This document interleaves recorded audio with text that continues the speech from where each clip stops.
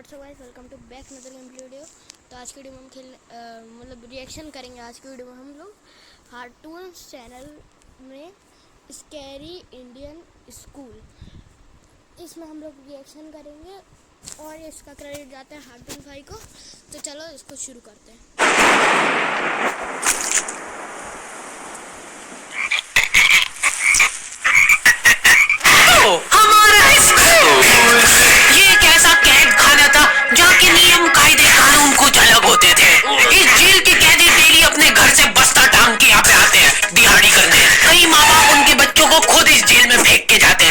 उनका बच्चा जिंदगी में एक सक्सेसफुल दिहाड़ बन सके। मैं अपनी दिहाड़ी करने वैन से जाता था। हमारी वैन वाले ड्राइवर का नाम था भैया जी और उसकी वैन का नाम था मैजिक, जिसका हर दूसरे दिन टायर पंचर हो जाता था। बच्चे लोग स्कूल जाके पढ़ना सीखे ना सीखे, टायर पंचर बनाना जरूर सीख जाते थे। लेकिन भैया जी से मेरा अलग अटैचमेंट था, उनसे मेरे को दिल से नफरत थी। ये आदमी सुबह 5 बजे आके मेरे घर के सामने हॉर्न बजाता था। अरे भैया, ओए भाई, लेट मी रिएक्शन। आप सोचो अगर 5 बजे आपको कोई लेने आ रहा है, वो भी स्कूल के लिए, क्या हालत होगी। जल्दी से तैयार हो जा बेटा, 5 मिनट में निकलना है फटाफट। 9 बजे का स्कूल है यार हमारा। लेकिन ये आदमी सुबह सबसे पहले आके मेरे को लेता था। उसके बाद हम 3-4 घंटे पूरे शहर भ्रमण पे निकलते थे। शहर के पूरे आखिरी कोने से बच्चे ले लेके आता था ये आदमी। जहाँ पे वैन सबकी वैन में होता है कि बैग गोदी में लेके बैठना पड़ता है, फिर भी जगह नहीं हुई है वैन में। अभी नहीं सकती, उधर कूदा कूदा के ले जाता था ये, और फिर टायर पंचर हो जाते थे। शाम पड़े वापस से हमको घर घर छोड़ के आता था ये। जिंदगी बर्बाद कर दी थी भैया जी ने मेरी। सबसे पहले लेते थे और सबसे आखिर में छोड़ते थे। लेकिन मैं फिर भी उसी वैन में जाता था, क्योंकि चमेली भी हमारी वैन में आती थी। और बात यह है कि वो मेरे पास ही बैठती थी, मतलब मजबूरन। उसके पास और कोई ऑप्शन ही नहीं बचता था, और मैं बचाता भी नहीं था। मैं घर पे जाते से जो 2-3 घंटे मेरे को सोने के लिए मिलते थे, उसमें सोता नहीं था और मैं प्लानिंग करता था कि कैसे चमेली सिर्फ मेरे पास बैठे। चमेली सबसे आखिर में आती थी और मैं सबसे पहले सुनसान वैन में चढ़ के बस्ता अपने पास में रख के और फसर के सो जाता था। बाकी सारे बच्चे अपना बस्ता गोदी में रखते थे, क्योंकि तुम्हारे बाप की वैन नहीं है। मतलब मेरे भी नहीं थी, पर मेरे ऊपर भैया जी को तरस आ जाता था कि बेचारा 5 बजे से आया है, तो वो सोने देते थे। कैसे चला रहा है ये गाड़ी? रुक जा, गाड़ी चलाना नहीं आती क्या? देखो, आदमी इतना तभी चिढ़ता है जब उसकी जिंदगी में कोई लड़की ना हो। नहीं है ना? नहीं, मैं समझ सकता हूँ लड़की ना होने का दुख दर्द। मैं भी किसी जमाने में लड़कियों की तलाश में गली मोहल्ले भटकता था। फिर एक दिन मेरे पास से वो निकली, आखिरी में आती थी, तो वैन पूरी पैक पुक हो रखी होती थी। बच्चे बाहर उबल रहे होते थे और मैं अपना बस्ता पास में रख के, एक्टिंग देखो, एक्टिंग। और जैसे ही वो आती थी, हड़बड़ाना नहीं, ऐसे टाइम पे हड़बड़ाते नहीं है कि फटाफट बैग उठाया और आओ इधर बैठो जल्दी। मत करना ये हरकत, भाग जाएगी वो। धड़क नहीं झलकना चाहिए जरा सी भी, एकदम सटल रखना है। क्या हुआ? और कहीं जगह नहीं है क्या? मुंह में मुंह दूंगा मैं। अच्छा ठीक है, इधर ही बैठ जाओ। देख रहे हो, एक्टिंग देखो तुम लौटने की। ना जाने कौन सी नशीली खट्टी मीठी खुशबू लगा के आती थी चमेली। आज तक उसकी खुशबू है मेरी नाक में। मैं वो खुशबू का पूरा मजा ले ही रहा होता हूँ, इतने में एकदम भभका बास आती है मेरे से। जैसे ही मैं बाहर झांकता हूँ, मरा हुआ कुत्ता पड़ा है वहाँ पे। एक काली कार सूख करके निकली और मेरे बच्चे को मार दिया। कैसे करके निकली? शूक।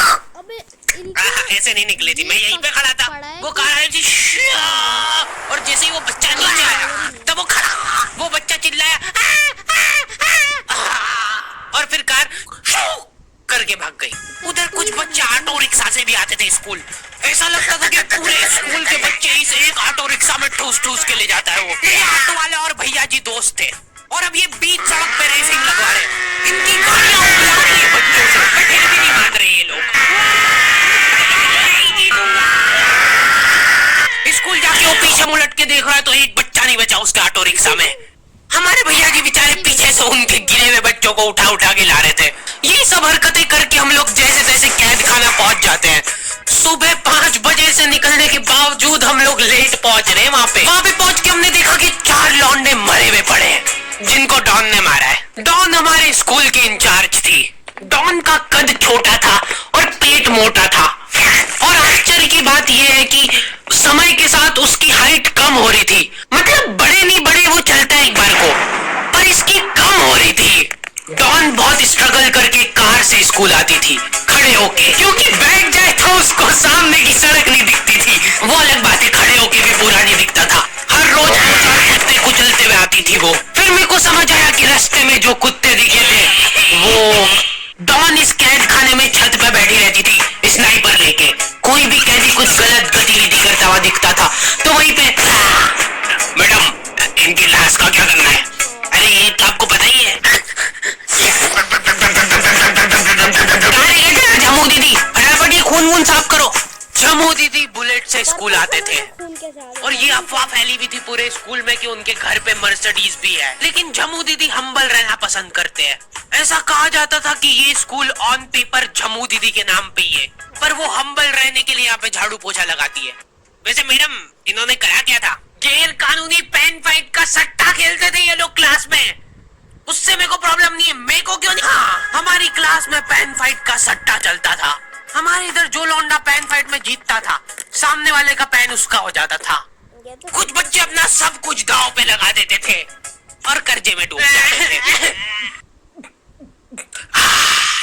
फिर भी वो लोग हार नहीं मानते थे और अपने दोस्त से पेन उधार लेके खेलते थे और वापस हार जाते थे। तो अब क्लास में कुछ बच्चों के पास पोटला भर के पेन पड़ा है और कुछ बच्चों के पास पेन ही नहीं है। पेन इस कैद खाने की करेंसी थी। जिसके पास जितने महंगे पेन वो उतना रईस। यहाँ पे ब्लैक में पेन इधर उधर होते थे। नॉर्मल लोगों के पास होते थे 5 रुपए वाले जीफी जेल, जो कि तुम एक पन्ने पे लिखोगे तो पीछे 10 पन्ने तक छप जाएगा। और उनसे भी गए बीते लोग होते थे जो 3 रुपए वाला यूज एंड थ्रो लेके आते थे और उससे भी उनकी अच्छी राइटिंग आ जाती थी। बहुत चिढ़ मचती थी यार मेरे को उनसे। और कुछ चुनिंदा रईस लोग होते थे जिनके पास होता था टाइमैक्स। हर बच्चे का सपना होता था कि उसके पास एक टाइमैक्स हो, साथ में आसपास 2-4 लड़कियां हो। प्लीज मेरे को यहाँ पे ऑटोग्राफ दे दो। ये लो टाइमैक्स किंग के टाइमैक्स। क्या बात कर रही है, सही में एकदम रईस लोग ही अफोर्ड कर पाते थे टाइमैक्स। वो बाबड़े भी एक एक अक्षर लिख के रिफिल खोल के देखते थे। खाली हो रही है तो एक बार एक रईस बच्चे का टाइमैक्स चोरी हो गया। पूरे स्कूल में हाउ मच गई थी। किसने चुराया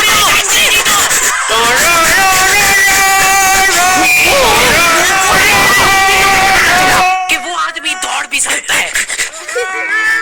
हमारे स्कूल में कुछ भी कांड हो रहा है ये आदमी सबसे पहले दौड़ के आएगा। पूरा बैग खोल चोर और बच्चों के बैग चेक करेगा। स्कूल वालों को भी इसकी सैलरी देते वक्त सबसे ज्यादा हक करती है। सैलरी किस चीज की? इस आदमी की शक्ल देख के ऐसा लगता था कि ये स्पोर्ट्स की आड़ में वैन वालों के साथ मिलके बच्चों की स्मगलिंग करता है। इस महान आदमी का नाम था भूषण। इसने अपनी जांग पे टैटू करा रखा था।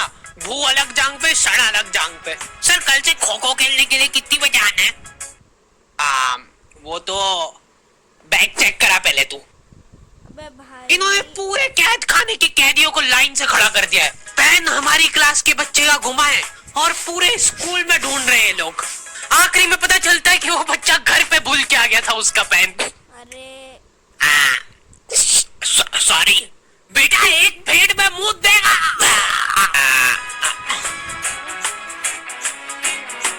ऐसे तो नमूने बच्चे थे हमारे स्कूल में और टीचर लोग उनसे भी गए बीते थे। हमारे स्कूल में टीचरों को उनके नाम से कोई जानता ही नहीं है। बच्चों ने उनकी हरकतों के अनुसार टीचरों के नाम रखे हुए। हमारे इंग्लिश वाले टीचर का नाम था छोटा भीम।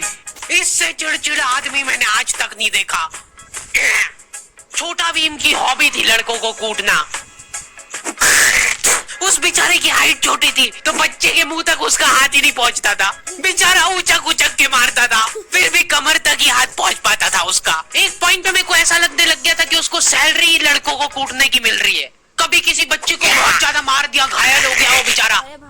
ये लो आपका एक्स्ट्रा बोनस। तुम्हारा बात करेगा क्या? सर मेरे पापा मर गए थे। मर जा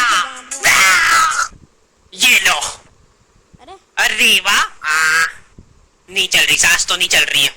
हाँ, कंफर्म कंफर्म मर चुका है ये। ओह, ये लो आपका प्रमोशन हो गया है। लड़कियों से उसका अलग अटैचमेंट था। कौन सा परफ्यूम लगा के आई हो? अबे सर थोड़ा- थोड़ा दूर रहो। अरे मैं कुछ कर थोड़ी ना। भोली सी सूरत और आंखों में ठरक लेके स्कूल आ जाता था ये डेली।